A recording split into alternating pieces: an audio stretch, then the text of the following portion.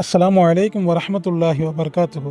இன்றைக்கி நிறைய சகோதரிகளுக்கு ஒரு முக்கியமான சந்தேகம்.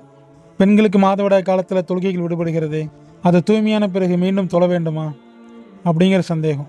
முஆதா பின்த் அப்துல்லா ரலியல்லாஹு அன்ஹு அவங்க ஒரு முறை ஆயிஷா ரலியல்லாஹு அன்ஹு அவங்களோட இதே கேள்வியை கேட்டாங்க. அதற்கு ஆயிஷா ரலியல்லாஹு அன்ஹு அவர்கள் கொடுத்த பதில் என்ன தெரியுமா? நாங்கள் நபி ஸல்லல்லாஹு அலைஹி வஸல்லம் அவர்களோடு இருந்த காலங்களில் எங்களுக்கும் மாதவிடாய் ஏற்படும். ஆனால் விடுபட்ட தொழுகைகளை திரும்ப தொழுகும்படி நபி ஸல்லல்லாஹு அலைஹி வஸல்லம் அவர்கள் எங்களுக்கு கட்டளையிட்டதே இல்லை. நாம் இதிலிருந்து தெரிஞ்சிக்க வேண்டிய முக்கியமான விஷயங்கள்.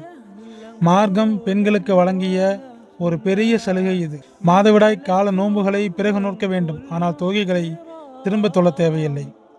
தேவையில்லாத சட்டங்களை கடினமாக்கி கொள்ளக்கூடாது என்பதையும் ஆயிஷா ரலியல்லாஹு அன்ஹா அவர்கள் இங்கு தெளிவுபடுத்துகிறார்கள்.